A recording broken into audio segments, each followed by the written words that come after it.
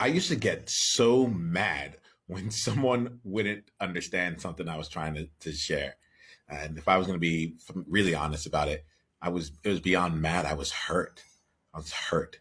I remember a time when I was in a mastermind and I was sharing a story and a desire to create something new in my world. I can't remember exactly what I was trying to get, but I was going to the group and asking for support. And I talked about it. I shared what I needed to share.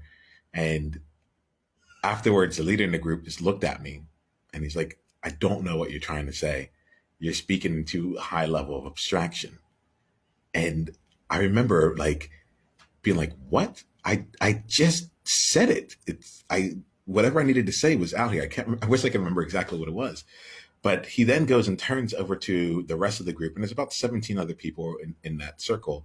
And he's like, hey, let's just ask, like, how many of you understood what Niyama was trying to ask for? And no hands went up. No hands went up.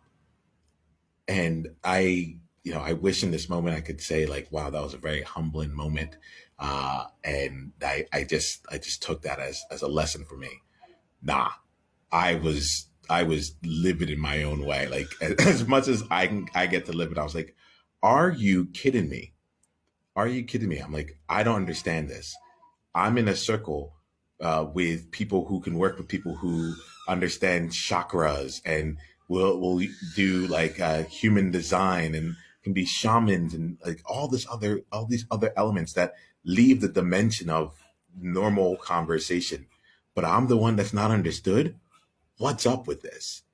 And I felt it. I felt not just that it was like the inability to understand, but it was like, oh, if you don't get what I'm talking about, then you don't get me.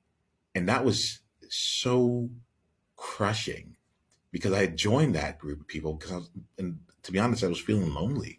I was like, this is a group of people who will finally be able to who can hang with all the ideas I have and can help me move forward because most other people in my world just don't get it. How, like, let me just pause really quick. How often do you find yourself like thinking, I wish they got it? I wish like or saying to someone, you get it. I hear that phrase a lot. You get it. I was talking to and this feeling of just not being understood was really having this impact on me that day. So after some more questions came up, we ended up taking a break. And during the break, one of the members came up to me and asked, just offered something. She's like, Niyama, like, I'm going to offer something here. I said, okay. It's like, what if when someone says that they don't understand what you're saying, they just mean that they don't understand the words that you used to explain what you meant? And I was like, I don't get it. I don't understand what you're trying to say. Isn't that what I don't understand means? It's like, yes, I could, but the way that you respond, it makes it seem as though you feel that when they say they don't understand what you say, you take it as they don't understand you personally. And I had to take a step back. I was like, actually, okay, yeah, no, that actually makes sense. Like I feel a personal connection. I feel isolated and alone when this happens. It's just like, yeah, I'm getting that sense. What if instead they simply just aren't able to understand? If that was the case and it had nothing to do with who you were as a person, but had everything to do with the way in which you are communicating, like what becomes available for you? And I wish I could come and say like, oh, I know exactly what to do. It was such a foreign concept to me that like people not understanding my words or what I was trying to say did not necessarily mean that they didn't understand me. And so I didn't have a response to her. And she offered something to me. She said, the next time someone says that they don't understand what you're saying, rather than taking it personal, why don't you give yourself a chance to take a breath and just take that question at the surface level and ask and say to them something along the lines of, okay, thank you. It was clear to me, but there's obviously something that I missed in the communication? Can you let me know what it is that you did understand? Or can you let me know what questions you have about what I was saying? The thought had never occurred to me. It never occurred to me that I could just slow down and just see perhaps I need to get better at the skill set of communication rather than just being upset about being misunderstood. We went into the group later on that day and we went back into a circle and I raised my hand once again and I asked another question that was important to me in terms of actually becoming a movement leader in the world at the time. And the person looked at me and said once again, like, I gotta stop you, like it's too high a level of abstraction.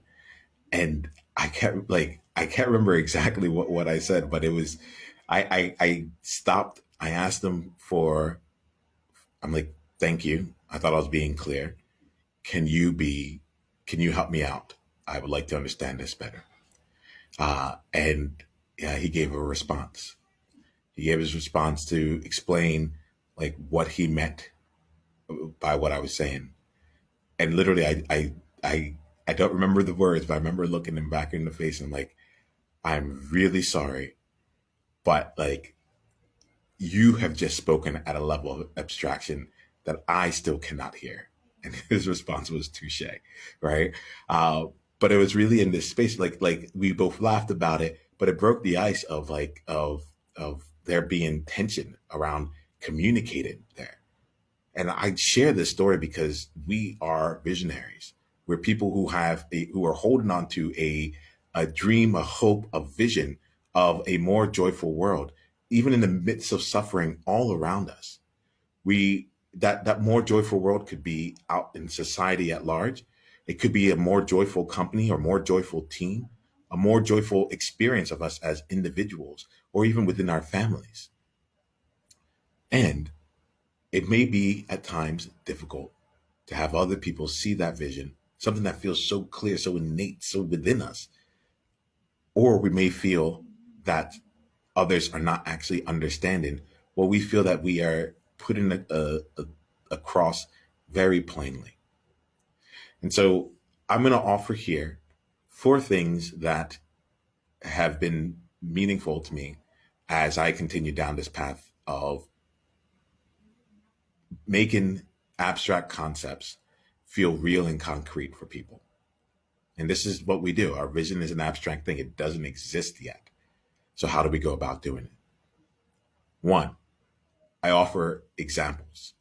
So, whenever possible, to be able to take a situation and give it a real life example as it might play out in someone's life.